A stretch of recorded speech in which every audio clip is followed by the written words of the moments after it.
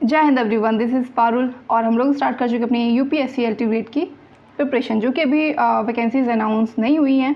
तो हम लोग अपने ओल्ड पैटर्न के अकॉर्डिंग काम करेंगे, यानी कि ओल्ड जो हमारा सिलेबस है उसके अकॉर्डिंग ही अपनी प्रिपरेशन स्टार्ट करेंगे। देख लेते हैं, जो ये आपके सामने है हमारा सिलेबस, और जो ये रेड पॉइंटेड एरिया दिख रहा है आपको, ये हमारे आज के टॉपिक। बाकी के ऊपर के जो टॉपिक हैं वो कवर हो चुके हैं। जिन्होंने नहीं देखा है वो जाके आई बटन पे क्लिक करके इसके प्रीवियस वीडियोस देख सकते हैं। तो आज हम डिस्कस करने वाले हैं meaning and definition of entertainment and purpose and goal of entertainment, meaning of camp का एम देखेंगे और कैंप के टाइप देखेंगे। तो हम स्टार्ट करते हैं आज की वीडियो। इस पॉइंट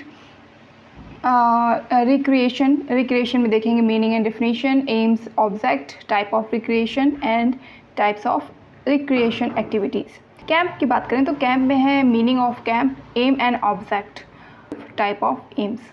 ठीक है, तो आज इन टॉपिक पे हम डिस्कस करने वाले हैं। तो सबसे पहले हम देख लेते हैं रिक्रिएशन किसे कहते हैं। रिक्रिएशन यानी पुनः मनोरंजन क्रिएशन करना, मतलब कि जब आप बहुत देर तक कोई एक रूटीन में काम करते रहते हैं, आप बोर हो जाते हैं, तो खुद को एंटरटेन करने के लिए, खुद को मनोरंजित करने के लिए, आनंदित करने के लिए आप कुछ ऐसी एक्टिविटी करते हैं जिसको हम मनोरंजन कहते हैं। जो हमारे मन को आनंदित करता है उसे हम मनोरंजन कहते हैं। इंग्लिश में देखें तो re enjoying yourself and relaxing when you are not working. जब आप कार्य नहीं करते हैं तब आप ऐसे कुछ एक्टिविटीज़ करते हैं, ऐसा कुछ एंजॉयमेंट करते हैं जिससे आपको रिलैक्सिंग फील करते हैं। ठीक है, उसी को बोलते हैं रिक्रिएशन। ओके, तो डेफिनेशन हम अगर देखें बूचर के अकॉर्डिंग, जो कि एक राइटर हैं, उन्होंने कहा है मनोरंजन एक ऐसा मन बहलाने का अनुभव है जिससे व्यक्ति को शांति और प्रसन्नता मिलती है। शिक्षा की भांति मनोरंजन भी मनुष्य का एक मौलिक आवश्यकता है तथा उसके दैनिक जीवन का एक भाग है। जैसे कि हमारी मौलिक अधिकार और मौलिक आवश्यकता है शिक्षा जीवन की, वैसे ही जब हम एक ही रूटीन में काम करते रहते हैं, बोर हो जाते हैं, तो अपने आप को रिफ्रेश करने के लिए हम एक रिक्रिएशन गेम्स या रिक्रिएशन एक्टिविटीज़ करते हैं, जिससे हम एक पुनः रिचार्ज हो जाते हैं। ठीक है ना। तो वैसे भी जैसे बाकी चीज़ें हमारे जीवन का भाग हैं, वैसे ही रिक्रिएशन भी हमारे जीवन का एक महत्वपूर्ण भाग है। ठीक है, aim and objective of recreation देखें तो जीवन के तनाव से निजात पाना, यह संपूर्ण स्वास्थ्य, शारीरिक, मानसिक, भावनात्मक और अभिवृद्धि को प्रोत्साहित करती है। जो हमारे जीवन के जो तनाव हैं, टेंशन है, वो सब दूर हो जाते हैं हमारे रिक्रिएशन से। हमारे जीवन की जितनी भी टेंशन है, तनाव है, वो सारी ख़त्म हो जाती हैं जब हम कुछ रिक्रिएशन एक्टिविटी करते हैं। किसी से मिलने चले गए, किसी से बात करने चले गए, या अगर आप छोटे बच्चे हैं तो आप बाहर खेलने चले गए, बड़े हैं तो भी आप खेलने जा सकते हैं। तो इसके हम एम एंड ऑब्जेक्टिव देखते हैं। नंबर 1 पॉइंट है पर्सनल फुलफिलमेंट। मनोरंजन व्यक्ति की आवश्यकता है, वह व्यक्ति की आवश्यकता की पहचान कराता है, जैसे कि उसे क्या चाहिए, उसे किस चीज़ से खुशी मिलती है, क्या काम करने से उसे खुशी मिलती है। ठीक है, डेमोक्रेटिक ह्यूमन रिलेशन, साथ साथ दूसरे से भी मिलते हैं और समाज में योगदान देते हैं। कुछ लोगों को किसी की हेल्प करके खुशी मिलती है, तो इस तरह से हमारा डेमोक्रेटिक ह्यूमन रिलेशन भी डेवलप होते हैं।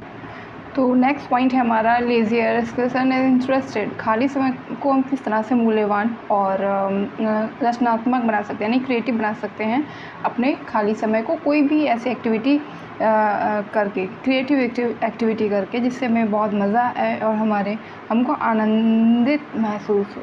ठीक है, तो 4th पॉइंट है health and fitness. Health and fitness में क्या है, हमारी जो मेंटल हेल्थ है, हमारी जो टेंशन है वो दूर हो। मेंटल हेल्थ, जो हमारी मेंटल हेल्थ है वो अच्छी हो, टेंशन हमारी दूर हो, और जो हमारे फिज़िकल मूवमेंट है उनसे अपने बॉडी को स्ट्रॉन्ग बना सकें और किसी भी स्किल को एक बढ़िया बना सकें उस खाली टाइम का यूज़ करते हुए।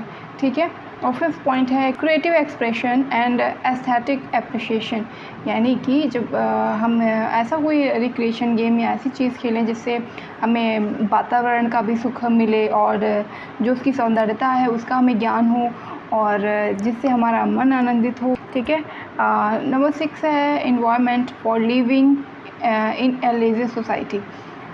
जब हम अपने खाली समय में रहते हैं तो हम अपनी सोसाइटी से मिलें, बाहर जाएं, लोगों से मिलें, और जो हमारा वातावरण है, प्रकृति है, उसके जो कभी-कभी हम जाएं तो बाहर पेड़ लगाएं, ऐसी कोई एक्टिविटी करें जिससे हमको भी आनंद मिले और दूसरों को भी प्रोत्साहन मिले, कुछ हमको देख के वो सीखें। टाइप ऑफ रिक्रिएशन, इसमें कुछ पॉइंट्स हैं, जिसमें कि पहला पॉइंट है कम्युनिटी रिक्रिएशन, जैसे कि गाँव, कस्बों, शहरों में जाकर हम कोई किसी प्रकार की सुविधाएं प्रदान करें, किसी की हेल्प करें, जिससे हमारे मन को आनंद मिलता है।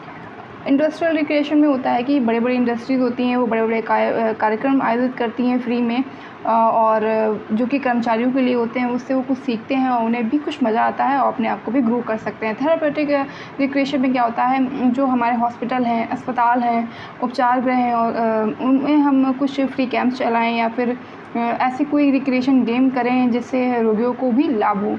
नंबर 4 है फैमिली रिक्रिएशन, यानी कि परिवार द्वारा जब छुट्टी हो तो हम परिवार के साथ कहीं वेकेशन पे जाएं और कैंप लगाएं, या फिर कोई राफ्टिंग पे जाएं, या ऐसी जगह पे जाएं जहां पे हम साथ मिलके खेल सकते हैं और फैमिली के साथ टाइम इंजॉय कर सकते हैं।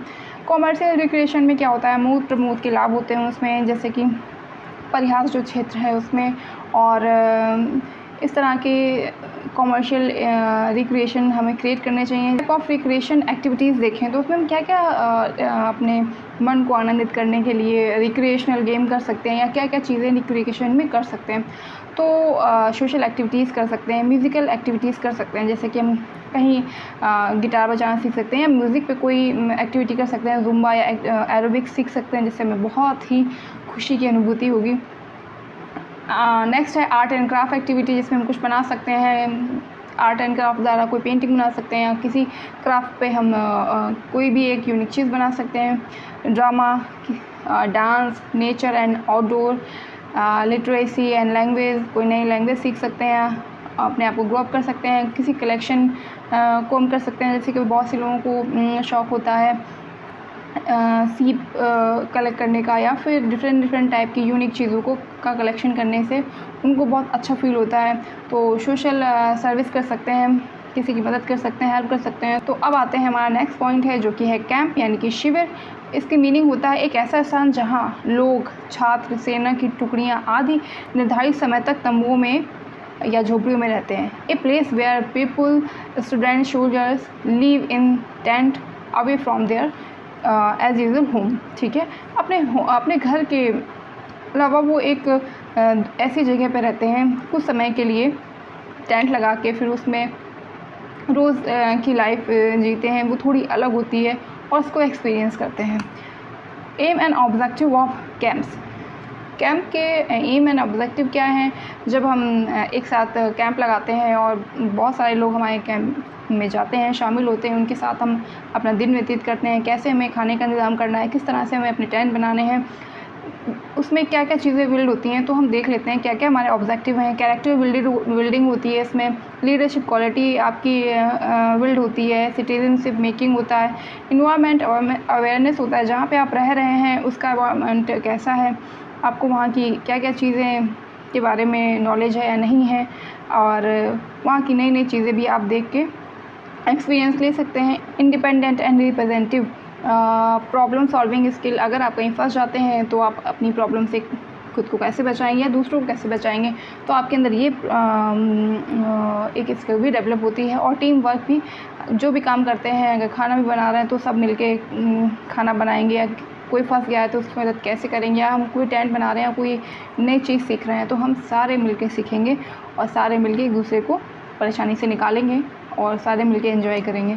तो ये टीम वर्क में आता है।